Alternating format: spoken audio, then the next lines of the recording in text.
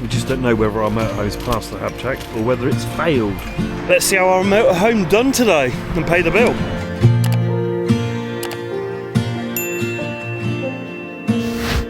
Good morning, we are on our way to Rivers. Why, Vinny? It's going to be a very expensive day. What are you having done? Sorry? What are we having done? Oh, it's HAB check day. It's HAB check day. A very boring, long, expensive day. And a HAB check is not a legal requirement. So I said to Vinny, why are we having it done? Oh, he's concentrating, driving. He can't vlog at the moment, so... We've got 7-year warranty with the Chausson. You've got 7-year warranty, water ingress and all that. So you have to obviously do the periodic HAB checks to keep up with for the warranty claims if there is any. So, I mean, if we did have a problem, it all comes to fruition, doesn't it, darling? Fruition. Yeah. Oh, bloody hell, let's have a mighty fine day at Rivers. Oh. So we're heading up to Sutton Coldfield. We're going to see our friend Kelly, the amazing Kelly. And there's a couple of pubs up there, so we're going to sit in the pub and have a coffee. Might even drink the whiffs that's full of food.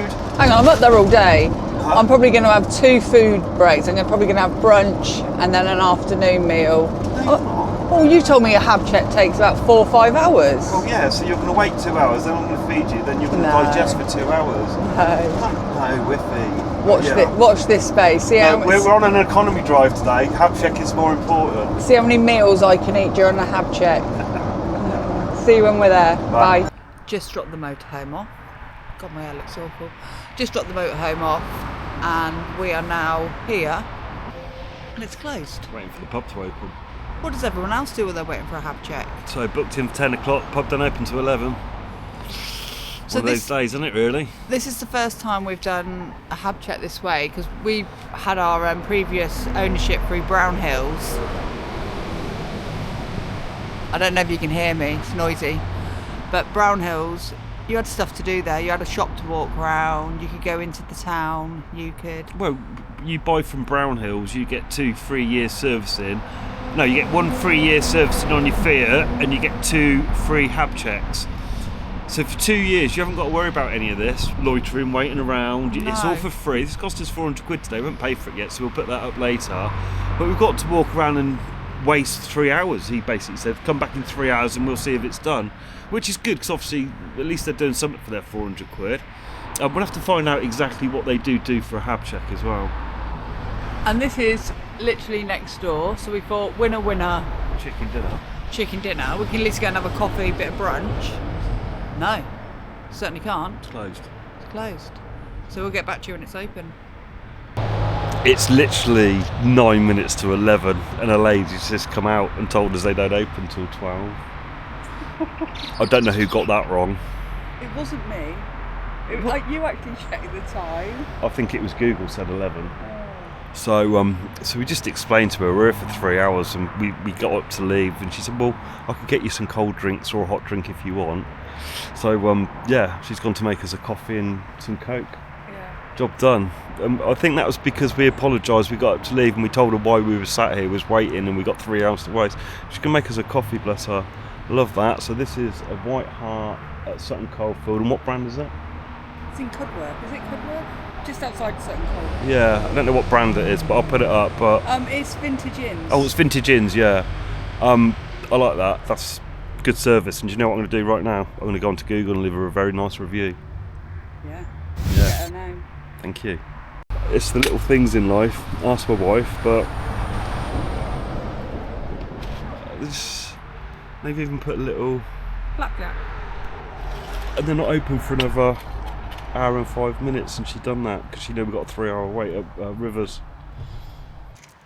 So I've just googled what a habitational check is all about. Now, did you know there's 5 core risks? Let me guess them then. There's 5 core risk areas. So I know the first one's got to be water ingress. Hidden damp, yes. Hidden damp. Yep. Ding! I reckon they're doing a gas safety check. Gas leaks, yes. Ding! I reckon they're checking my electrics. Yeah.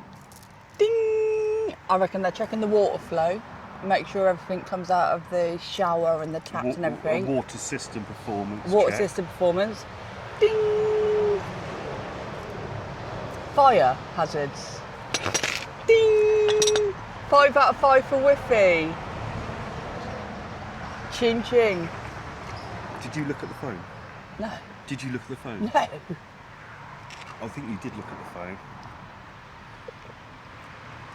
So it should take 2 to 3 hours. A complete focus on 5 core risk areas: fire safety, gas leaks, electrical fault, water system performance and hidden damp. And what's interesting, we purchased a really shitty, expensive fan that we found at the Motorhome show, NEC. We then got it online. What's it called? We don't know what it's called. We'll put it up now. And we've been having that going in the motorhome, and it's a fan where you pour water in it. So we've been pushing loads of water, moist air. We've been putting loads of moisture into our van, and then Just you then dehumidify it the other way, don't you? Yeah, it seems quite weird what we've been doing, but it was a motorhome. Because we use those little moisture trap bags, and they actually work. When we go away for a week, we put a couple of those in the van, and they do fill up with water. But what we're saying is we're purposely now pumping moisture in, aren't we? So it'd be interesting whether we've made a bit of a boo-boo using that. But they were sold at the NEC. Transcool. Transcool. Has anybody else got a Transcool fan? Because they cost £230 odd. 250. £250. And I don't think they're very good. But what you can do is I started to put some orange essence in there. And my house now, or my motorhome, smells like I've just cut fresh oranges. We don't eat oranges, but our house smells like we do. I walk around with my eyes burning from the citrus. But no, yeah, 250 quid on one of those Transcool. Now, I would say it's better than the fan. It's not as good as aircon, but after buying it, I must admit I did Amazon it and have a little look at it, and there's plenty of cheaper options ranging from £16.99 to 60 quid if you wanted to have a look down that route. It's the same thing, honestly. They've just copied it. I mean, we've bought the Dyson, haven't we? Anyway, going back to this damp and water ingress test. Look, moisture mapping. The engineer uses a professional calibrated damp meter to check for hidden moisture inside the wall, ceiling and floor. Seal inspection. They visually check all window, door and roof seals to ensure they remain watertight. So they might do that window at the top then. There's a little bit of an air leak there, isn't there? When we're driving it goes, whoo! It's quite annoying. It's bloody annoying. Right, damp is the most expensive problem a motorhome can face. Catching a leak early prevents Chausson from spending loads of money. That's what it boils down to. So look, they do a gas tightness test. A pressure test is performed on the entire LBG system to check for leaks. Appliance safety. So they check for flame pattern, burner pressure. Hardware check, they inspect the age and condition of gas hoses, pigtails and the regulator. So the electrical system test the mains, RCD, which is the residential current device if you didn't know. Trip times, checking the safety switches, earth continuity and socket polarity. Leisure battery, checking the battery's health, voltage, charging and circuits. Ensuring it charges properly when driving or plugged in. So that'd be the solar panel.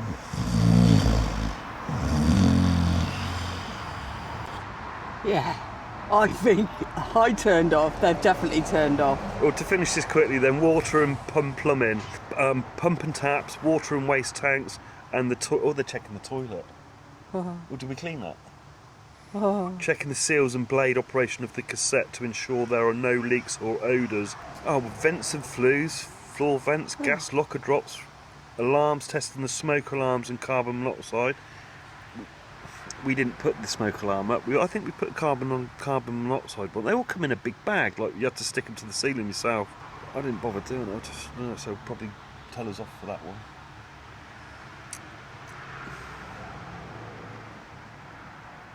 Wow.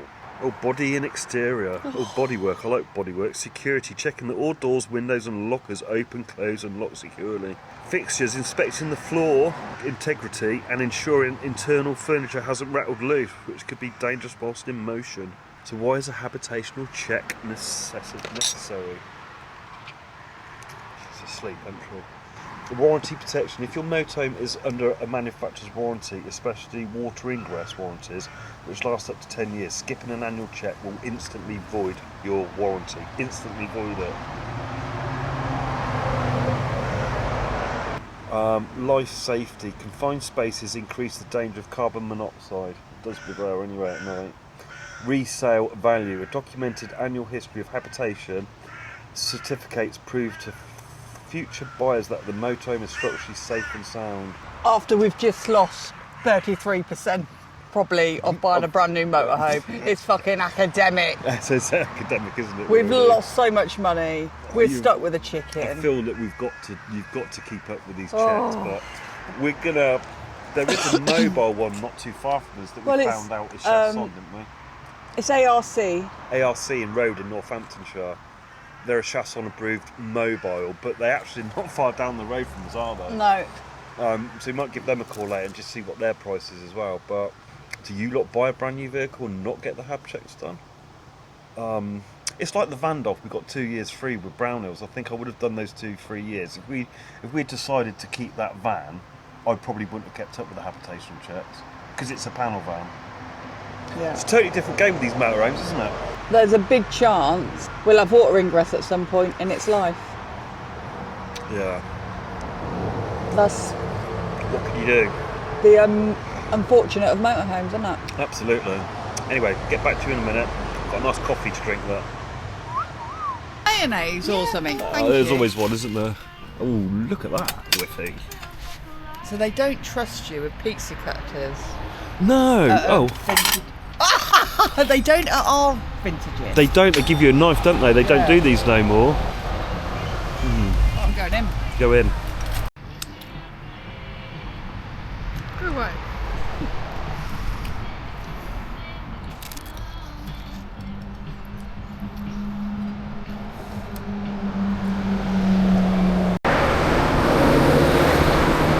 Very nice that was. Great service, good food. Lovely. Hello. So we're just going back up to Rivers now, literally a 3-minute walk. Let's see how our motorhome done today and pay the bill. She's in there. There she is.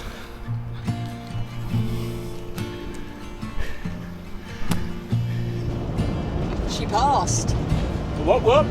No leaks, What? no gas leaks, no water leaks, no leaks at all. Yeah, and it says here, no case for concern, all readings below 15%. Means we ain't got a gas leak. Yeah, or water ingress, so we're not going to set on fire. So, very expensive habitational checks are to get your warranty up on your new vehicle. You've got to do it though. You've just got to get your HAB check done. Because it will totally void your warranty if you don't get it in that window. It would be interesting if anyone has had a new motorhome and their HAB check failed the first time. Yeah, I think you're probably year 3 and 4 you want to start worrying about it a bit more, won't you? So, But yeah, no, the chicken's passed. We're done. And we're just on our way home now. so we'll see you at the next campsite when we arrive there. Thank you for watching. Love you, bye.